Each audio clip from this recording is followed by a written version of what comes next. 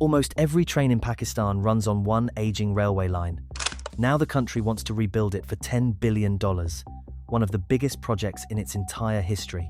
But after 10 years of promises, not a single shovel has hit the ground. Here's the wild reason why. Building this railway was supposed to be like moving a mountain.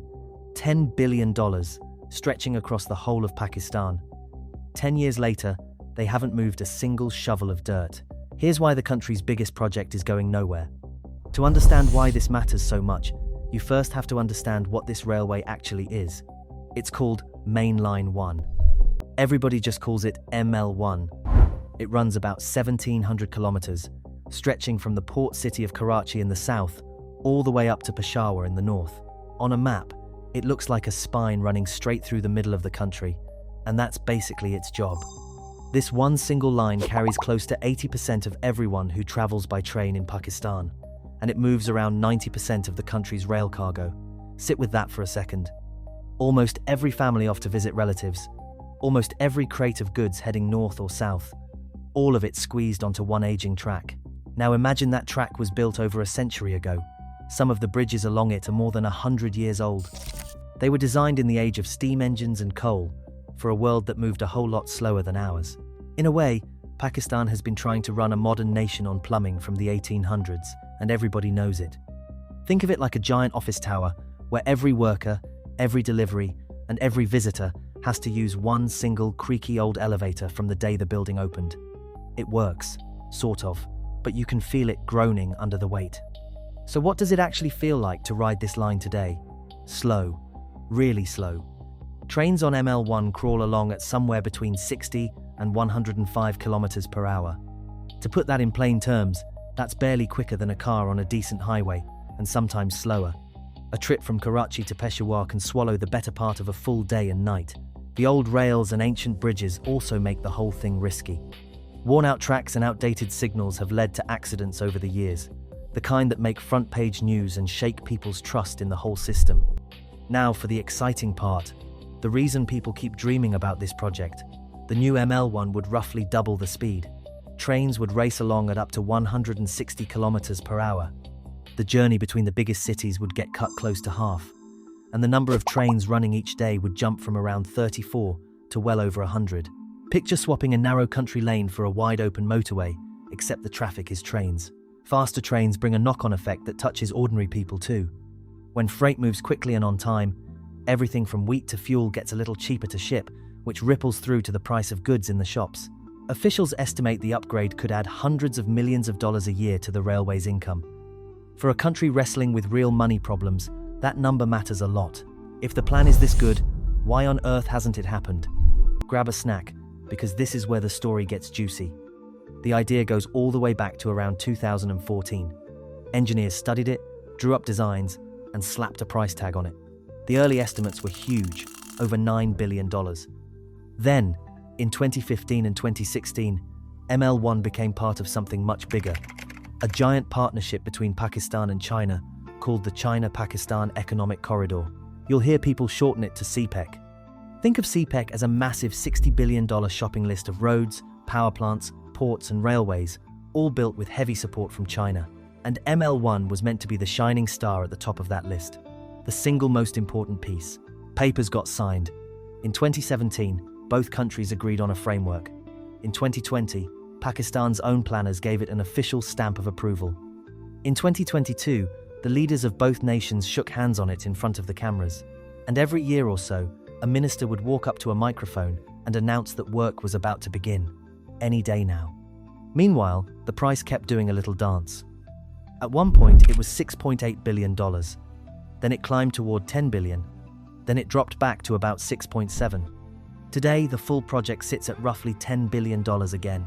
The figure moved so often that keeping track of it became a sport of its own. But through all the speeches and all the signatures, one thing never changed. Nothing got built. It turned into a bit of a national running joke. The project that was always coming soon, like a movie stuck on coming this summer for 10 summers straight. Now we reach the twist that flipped the whole story upside down. For years, the plan was simple and comforting. China would lend most of the money. Out of that big price tag, China was going to cover the large majority with cheap and friendly loans. Pakistan and China even like to call each other Iron Brothers. So the cash seemed like a done deal. Then, slowly and quietly, China stepped back from leading the money side of things. Why would your closest friend suddenly get cold feet about a loan? A few worries piled up on top of each other.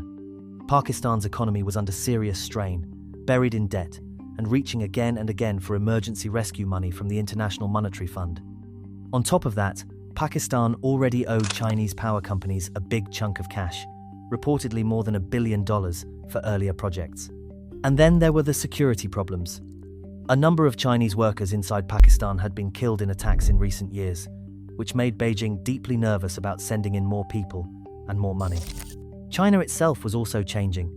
With a slower economy back home, it grew far more cautious about pouring billions into risky ventures on the other side of the world.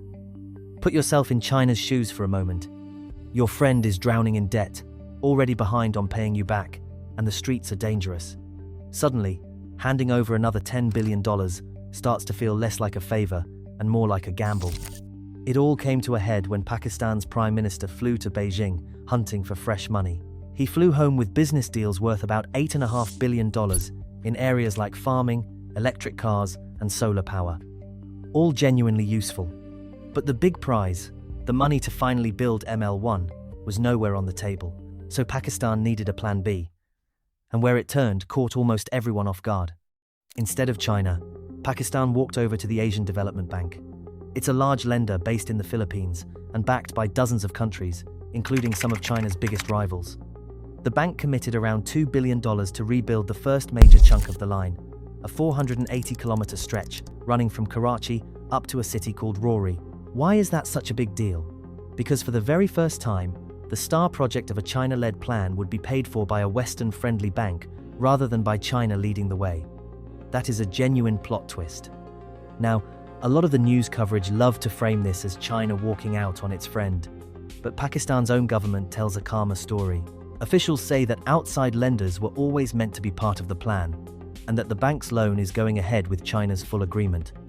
Reports back that up, saying the switch was quietly squared with Beijing first, so nobody got blindsided. Whichever version you lean toward, the picture on the ground looks the same. A Western-friendly bank is now paying for the first stretch that China was once expected to fund. There is a catch though. China's loans were cheap and gentle, almost like borrowing from family. The bank's loan comes with normal market interest rates, much more like borrowing from, well, a bank. It also comes with stricter rules. Companies have to compete fairly and openly for the contracts, instead of deals being handed out quietly behind closed doors. Cleaner, sure, but also slower and more demanding to pull off. And there's a hidden prize driving this whole scramble. Deep in Pakistan's mountains lies one of the largest untapped copper and gold deposits on the entire planet, a place called Reko Diq. To dig up that treasure and sell it to the world, Pakistan needs a strong, modern railway to haul the heavy ore down to its ports. The tired old ML1 simply can't carry that kind of load. So this railway is really a key that could unlock billions of dollars in buried metal. The same bank has already promised extra money just to help get those mines rolling. Suddenly the math makes more sense. Pakistan isn't only chasing faster trains, it's chasing a way to reach the fortune sitting under its own soil. Step back far enough, and you realize this was never only about trains. Pakistan sits right in the middle of a giant chess game between the world's biggest powers. It has been close to China for decades. But lately, it has also been warming up to the United States, partly because America is eyeing those very same minerals. At the same time, old rivalries and fresh friendships keep shifting all across the region. Pakistan's own leaders have tried to walk a careful tightrope. One top official summed up the whole approach in a single sentence, saying the country will not give up one friend just to please another. So Pakistan is attempting to keep China close, welcome the West, and borrow from a global bank, all at once. The ML1 railway has quietly become a symbol of that balancing act. Every loan and every signature sends a signal about which way the country might be leaning. And that is what makes a supposedly boring train line so gripping. Steel tracks and concrete bridges have turned into playing pieces on a board that stretches clear across continents. So, after all of this, the obvious question is the one you're probably already asking. Is the train finally coming? As of the middle of 2026, the government says yes. Officials now promise the first shovel will break ground in early 2027, starting with that Karachi to Rory stretch, paid for by the bank's $2 billion loan, new maps, new speeches, new dates on the calendar, but you already know what makes this tricky. We have heard any day now before, many times. Plenty of experts remain unconvinced because they have watched this exact movie play out over and over, and every promised start date so far has quietly slipped through their fingers. So the real question reaches past whether Pakistan can build a railway. It's this: can a country caught between giants, buried in debt, and sitting on a fortune in minerals finally turn 10 years of coming soon into real steel on the ground? If that first shovel truly digs in next year, it could reshape the way an entire nation moves and nudge the balance of power across a whole region. And if it slips one more time, then this becomes the tale of the greatest train that was always about to leave and somehow never quite did. So, which way do you think this one ends? Let us know what you think in the comments section, and as always, check our pinned comments offers and subscribe to the channel. Thanks for watching.